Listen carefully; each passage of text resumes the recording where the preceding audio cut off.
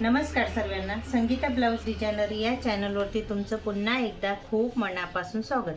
आणि बघा, मी इकडे एक पट्टी ब्लाऊज कटिंग करायला घेते आणि त्याचं आहे ना म्हणजे एक घडी 9ची येते. पूर्ण पहिल्यापासून तर लास्टपर्यंत तुम्हाला पूर्ण ब्लाऊज कटिंग करायचं कसं ते सांगायचा प्रयत्न करते. तुम्ही नक्की एकदा बघा. तर बघा, इकडे मी ना डबल म्हणजे 4 फोल्ड करून घेते बरं का. आणि त्याच्यावरनं आपल्याला बॅक पार्ट आणि फ्रंट पार्ट दोघंच आतमध्ये कटिंग करायचे. तर बघा, इकडे मी कट करून घेऊ आपण.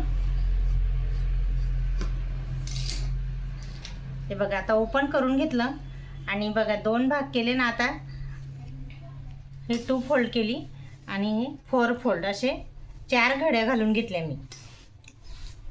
पहिल्यापासून तर लास्टपर्यंत सांगायचा प्रयत्न करते. आणि बघा, इथं कुठे पण मी फार्मा वगैरे वापरला नाही का, पेपर पॅटर्नसुद्धा नाही वापरलेलं आहे. डायरेक्ट ब्लाऊज कटिंग करते. ते तुम्ही नक्की, तुम्हाला जर आवड असेल तर सवड नक्की मिळते बरं का. तर बघा, मी इकडे 4 फोल्ड करून घेते आणि आता शोल्डर घेते. मी पहिल्यापासून शोल्डर घेते, 6 घेते आणि मुंडा आहे ना, आर्मोल्ड म्हणतो आपण त्याला, तर ते घेते 6.5 घेते आणि 1 आणि अर्धा इंचावरती ड्रॉइंग करायची आपल्याला छान अशी. आणि हा पुढचा गळा इथून घेते 6.5 घेते बरं का. एवढं लक्षात राहू द्या. 7 पण घेऊ शकतो, कस्टमरला जसं पाहिजे ना तसं तुम्ही घेऊ शकता. तर मी इथं 6.5 घेते. मीडियम साईजचा गळा येतो हा. आणि रुंदीला आहे ना 2.5 घेतला आहे, लांबीला 6.5 घेतलेला आहे. गोल गळा आहे पुढचा. आणि आता रुंदी आहे 1 घडी 9ची आली आहे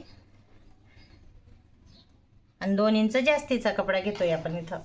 आणि इकडे कमरेची फिटिंग आहे ना, ती 8.5 घेतली 1 घडी आणि 1.5 इंच जास्तीचा घ्यायचा आहे. पहिल्यापासून तर लास्टपर्यंत तुमच्याशी पूर्ण ब्लाऊज कटिंग शेअर करते. तुम्ही नक्की व्यवस्थित एकदा बघा. तुम्हाला नक्की व्यवस्थित समजलं असेल तर मला सांगा. आणि बघा, इकडे आता बॅक पार्ट आणि फ्रंट पार्ट दोघं आर्मोल्ड आहे ना, हे कट करून घेऊ आपण. आणि आता शोल्डर कट करून घेऊ, जेणेकरून आहे ना बॅक पार्टनी फ्रंट पार्ट दोघं वेगळे कटिंग होतील. हा पुढचा गळा आहे, आठवणीने कट करा म्हणजे फ्रंट पार्टला कट होईल तो. इकडे हा बॅक पार्ट आहे ना, ते व्यवस्थित बघून कट करा, नाही तर तो खालचा पार्ट बी कट जात होतो. आणि आता हे थोडंसं कट करून घ्यायचं, जेणेकरून खाकीमध्ये फुगा होत नाही. एवढं आठवणीने कटिंग करायचं आहे आपल्याला. आणि पुढे हुकचं ब्लाऊज आहे ना, त्याच्यासाठी इथं आपण मधोमध कटिंग करून घ्यायची. बघा, आता व्यवस्थित फ्रंट पार्ट टक्स कसे घ्यायची, योगपट्टी कशी काढायची ते तुम्हाला मी सांगायचा प्रयत्न करते. बघू शकता, मी इथं आहे ना 3.5 घेतलेलं आहे.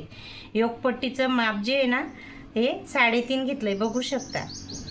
आणि इकडनं 2.5 घेते.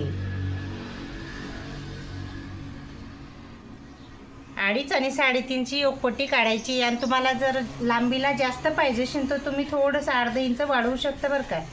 व्यवस्थित असं छान असं योगपट्टी निघते, बघू शकता. आणि आता टक्स कसे घ्यायचे, त्याचं माप कसं घ्यायचं ते तुम्हाला सांगायचा प्रयत्न करते. बघू शकता. आता हा पहिला टक्स, त्याचं जे अंतर आहे ना, हे 3.5 घेतलं आहे. इथं मी लिहून पण देते. हे बघा, 3.5 त्याचं अंतर बरं का. आणि आता पहिला टक्स, त्याची लांबी. तर मी आता पहिला टक्स इथं लांबी घेते, 2च घेतली. 2.5 पण घेऊ शकता बरं का, पण मी इथं 2च घेतली. कारण कस्टमरची हाईट थोडी कमी आहे, त्याच्यामुळे आपण कस्टमरच्या हाईटवरनं सुद्धा ब्लाऊज कटिंग करू शकतो थोडंफार मनाने समजून. आणि इकडे याचं अंतर 2 घेतलं आहे. आणि बघा, हा दुसरा टक्स होता ना, त्याचं अंतर 2. आता हा तिसरा टक्स, याचं बी अंतर मी इथं 2 घेते. हे टक्स जर व्यवस्थित अंतरावरती घेतले ना, तर खूप छान असं आपलं ब्लाऊज छान अंगावरती फिटिंग बसतं बरं का. वेअर केल्याने खूप छान दिसतं, 1 नंबर दिसतं. आणि बघा, इकडे छान असं मस्त 4 टक्स योगपट्टी ब्लाऊज पूर्ण फ्रंट पार्ट तुम्हाला ड्रॉ करून माप घेऊन दाखवायचा प्रयत्न केलेला आहे, बघू शकता. तुम्हाला जर नक्की आवडला असेल तर बघा तुम्ही. आणि बघा, आता पुढचा भाग रेडी झालेला आहे. बघा, आता बॅक पार्ट घेते. आता त्याची पार्ट मी मापून घेते, 4 घेतली आहे.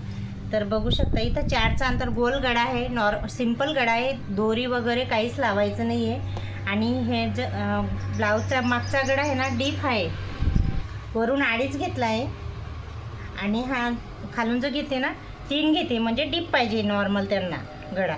आणि गोलच गळा आहे बरं का, दोरी वगैरे नाही इथं. बघू शकता खूप छान आणि सुंदर असा गोल गळा झालेला आहे, वेअर करून छान दिसतो. आणि बघा हा मागचा टक्स, त्याचं अंतर मी 5 घेतलं आणि हा टक्सची जी लांबी आहे ना ती 4 नाही तर 4.5 एवढी घेऊ शकता बरं का. हे बघा मी इथं 4.5 घेतलेली, बघू शकता. छान असं मस्त गोल गळा कटिंग झालेला आहे, बघू शकता. पूर्ण ब्लाऊज तुम्हाला व्यवस्थित असं कटिंग करून बॅक पार्ट फ्रंट पार्ट छान असं ड्रॉ करून समजवण्याचा प्रयत्न केलेला आहे. आता स्लीव कट करायची. स्लीवची कटिंग आपल्याला रुंदी कशी काढायची स्लीवची ते तुम्हाला सांगते.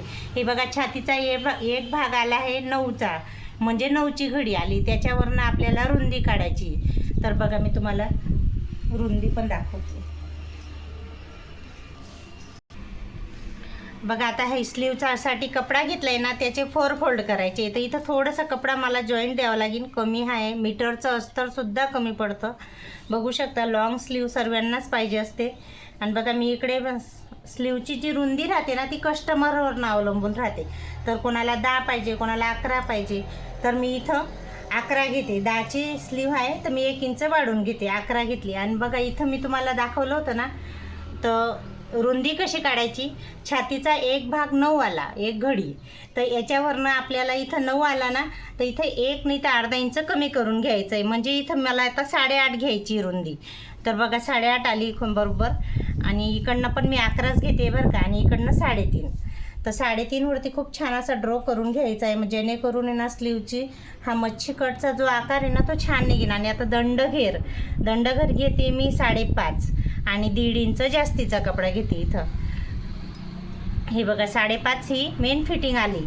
आणि आता खाकीचा भाग आलेला आहे, तो किती घ्यायचा आहे तर मी कस्टमरचं माप घेतलं होतं ना ते त्याच्यावरनं काढलं आहे मी. तर एक खाकीचा भाग आला आहे 7.5 वरती. तर बघा मी इकडे 7.5 लिहिलेलं आहे.